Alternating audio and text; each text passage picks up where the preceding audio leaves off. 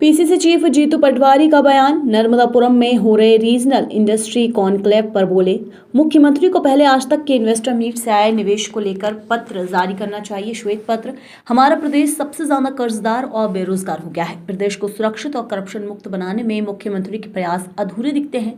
मुख्यमंत्री चाहे कितने भी इवेंट करें, मगर धरातल पर 11 महीने में कोई काम नहीं हुआ।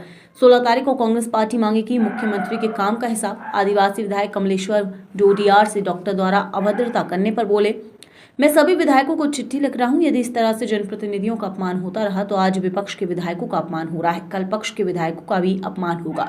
सदन कम चलने की वजह से विधायकों का सम्मान कम हो रहा है। विधायकों का होना चाहिए सम्मान। स्मरण करते हुए हम सबको संकल्प लेना चाहिए कि संविधान एक ऐसी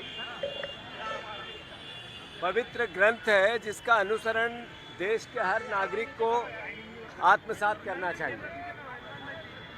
बाबा साहब अम्बेडकर ने जो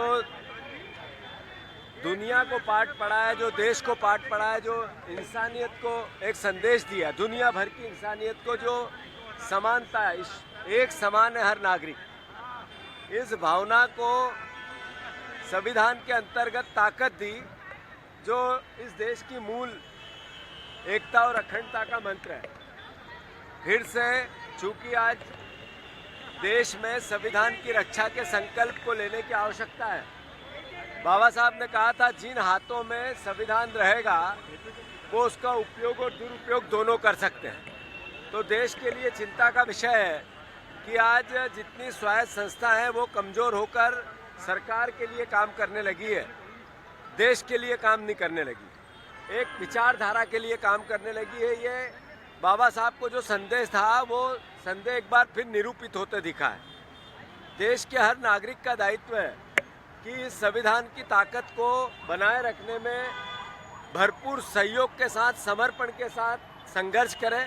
और कांग्रेस का एक एक जन, जो आरक्षण की बात है, जो समानता की बात है, जो इंसानियत की बात है, जो सर्वधर्म समभाव की बात है, जो इस देश की एकता और अखंडता के लिए संवाद का अधिकार, जो बोलने का अधिकार, उसकी रक्षा की बात है, अपनी आवाज़ उठाने की आज़ादी, अपनी बात कहने की आज़ादी, और इस देश में संसाधन पर गरीब को सबसे पहले हक मिले, इसके लिए संघर्ष करने की भावना हम सब कांग्रेस जन और देशवासी एक साथ संकल्प लें। मैं एक बार फिर बाबा साहब के चरणों में पुष्प अर्पित करते हुए संकल्प लेते हैं हम सब की संविधान की रक्षा के लिए कांग्रेस जन अपने खून का आखिरी कतरा भी बहाना पड़े तो कभी पीछे नहीं रहेगा।